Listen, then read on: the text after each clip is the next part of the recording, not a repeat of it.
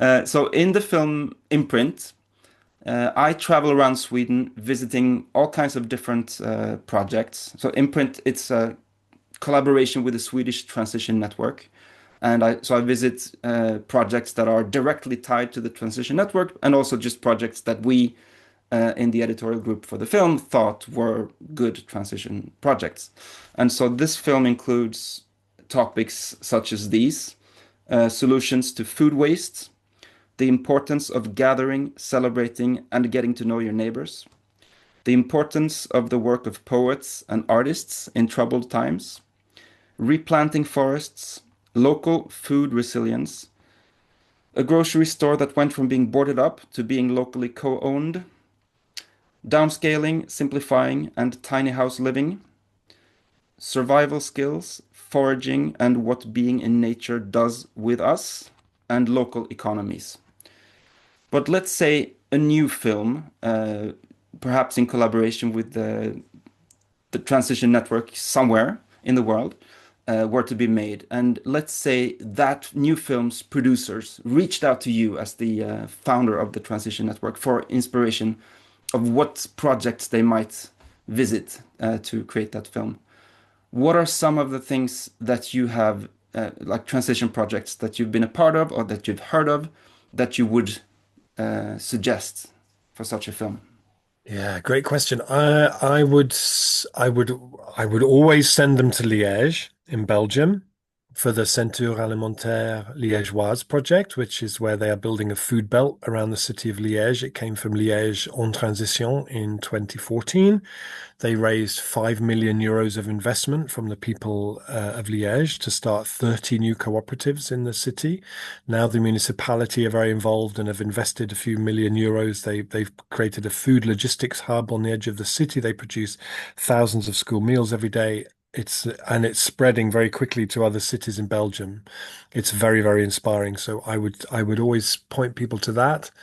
I would say that also some of the most important things that transition groups do actually can take a long time, and it requires people who just keep showing up and who just keep doing the work. And so one of those here in Totnes, where I'm based, is the Transition Homes, which is building 39 affordable ecological homes for people in local housing need, because there's always, I think, a danger with transition that transition does loads of really cool stuff and builds, all the kind of projects that you've just mentioned are really important. But the danger is that they can potentially become one of the drivers of gentrification in that place. Mm. It becomes, oh wow, well, that's a really interesting, cool place. And it's one of the things I notice here in Totnes that some of the estate agents who market houses that are for sale here in the sales brochure for houses which the community have opposed, which are unecological, awful market housing, in their promotional material, they say Totnes, home of the transition movement. Mm. Mm. So that's going to be 39 houses. They've just started construction after like 15 years of work or something. They're actually now being built. So I would say that because I think that's really important. And also here we have a big building in the center of town called the Mansion, which is like a center for lots of different local organizations um, uh, and social enterprises and stuff. And that's in community ownership. And we run that building in community ownership as a community asset, and it's been a real success. So I think this idea of communities owning things is really important. I would maybe send them to Wellington, which is a town which is about an hour away from Totnes, still in the southwest. So Transition Town Wellington have an amazing project where they are creating food forests around the town. And they've just been working away for years, doing one and then doing another and then doing another and then doing another and creating more and more interest and enthusiasm. And now the local council keep coming to them and saying, do you want this? Do you want this bit as well? Can you do something here? Can you do something here? Mm. So it's like we get so used to kind of feedback as being a negative thing, climate feedback loops, but this is a kind of a positive feedback loop. Mm. Um, Yeah, I don't know how many would you like? I don't know, maybe one more? Maybe one more. So um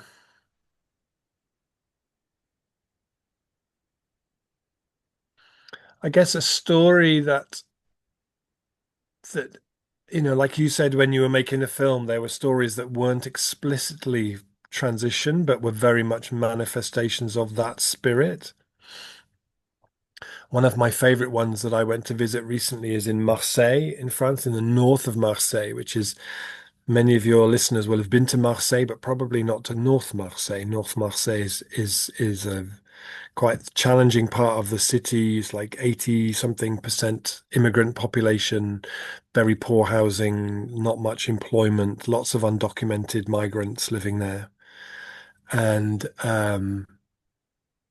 in this particular neighborhood in North Marseille, there was in 2014, the French government gave McDonald's money to open a McDonald's on a big roundabout in this part of Marseille because they thought it would create jobs. So they subsidized McDonald's to run this thing for like 6 years or something. And then, which I didn't know the governments subsidized McDonald's to do that, but apparently they did. And then when COVID arrived, just before COVID arrived, McDonald's said to the French government, no, the French government said we're going to we've subsidized you for 5 years now. That's enough. Mm. And so McDonald's said, okay, well, we're going to close the restaurant then. I use the word restaurant very, very loosely. And so the McDonald's closed the restaurant, and the 72 people who worked there lost their jobs just before COVID arrived. And in this neighborhood, they said when I went there, they said people were much, much more in danger of dying from starvation than dying from COVID because there was just no food and there was no work and there was no support for anybody because so many people were undocumented. So there was a guy who had been the manager there who still had the keys in his pocket for the building. Mm. And so they opened the building and occupied the building and they turned it into a food bank and they distributed 1,000 food parcels every week to local people who needed food. And it was an incredible thing. And then after a year of doing that, the municipality bought them the building and they opened it as a project which is called Après M, so after McDonald's. And they run it as what they call a social fast food restaurant. And it's an amazing sort of catalyst for stuff in the local community and how they run it and how they source the food. And it's really an amazing story, which very much sees itself as being like inspired by the spirit of transition, even if they aren't necessarily formally a transition project. That sounds like Um, a film in itself. it's totally a film in itself. I don't know why no one has made maybe in the French speaking film world somebody has made a film of it, Mm. but it's not a story that's that well known more widely. Mm. But it's so cool and it's very kind of Marseille and they like use the car park for concerts and Mm. it's an amazing, amazing thing. Mm. Um, just I guess one other one as well, which again is not formally a transition group. I guess thing that often you get in France is that there's like the transition movement, which is like formal transition things, but then in France the word transition is used very much more what they call it the ecological transition is a more wide. So a lot of municipalities are very big on that, and one of those is a place about half an hour away from Nice, which is called Montsartou which is a town of about 9,000 people. And they have a system there where um, all of the school meals that are served in the town are organic. And 80% of them are grown locally within Montsartou, and the municipality bought land to create a market garden there. Mm. And it's absolutely fascinating because this market garden is this beautiful place. The kids from the school come out there, they learn about the food. They also learn how to cook there. They have like an educational kitchen place where kids learn how to cook. And then in the school, all the produce is prepared fresh, and the kids are part of that too. They're able to do it so the French government gives €2.20 to every to whoever is providing school meals per child per day. And they they do that at that cost because they produce 75% less food waste and serve 50% less meat. And but it's an amazing town. There's a man called Gilles Perrol there who is the guy in charge of the food transition in this place. And they uh what they did after they'd been doing this for about 5 years, they did some really interesting research which showed that since this change was made, people in the town now eat 30% less ultra processed food. I think it's 23% less meat. They eat more organic, more seasonal produce because the that shift came through the kids going home Mm, and bringing that culture home. For me, it's a really powerful taster of what happens when municipalities or governments move with audacity and purpose, that it does lead to all sorts of changes you don't expect.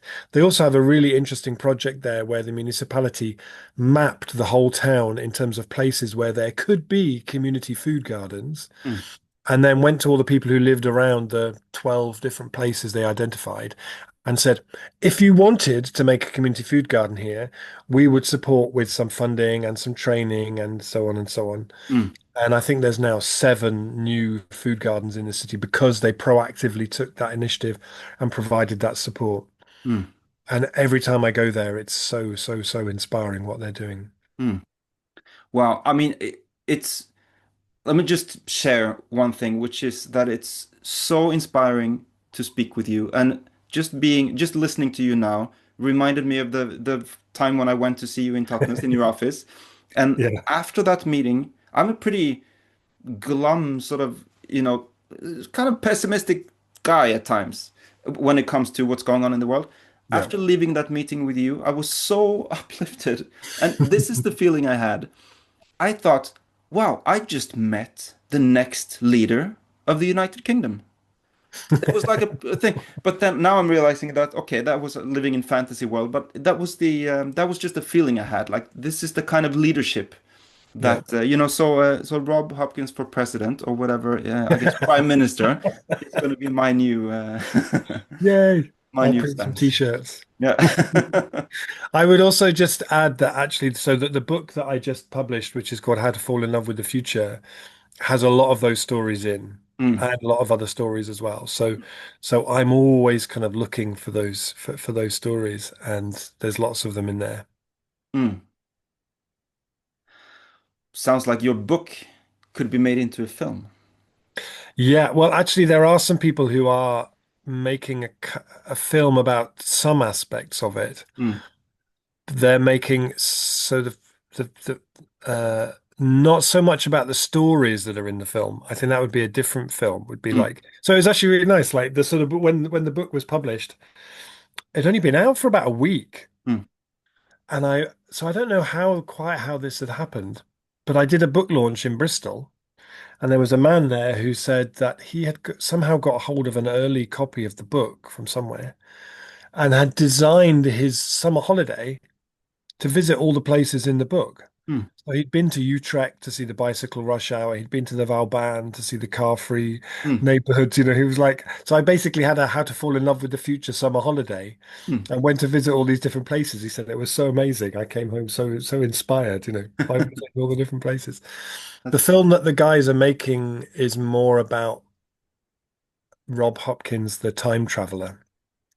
right. So it's a slightly more sort of fantastical kind of Sun Ra inspired, extraordinary thing. I don't know, it's quite early stage, So but I think something that you're not only a future prime minister, you're also a science fiction actor. exactly, exactly. Well, not an actor, no, because that's the story. We have actually built a time machine, so it's more like I'm a science reporter, I suppose, really.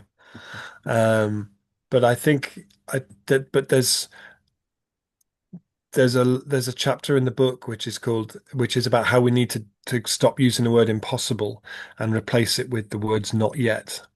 That actually we get told all the time, oh, that's impossible, or that's impossible. It's like, no, it's not. Because look, it's already happening over there. It's Mm, already happening over there. mm, So I think, like a film that was that's about redefining impossible as not yet.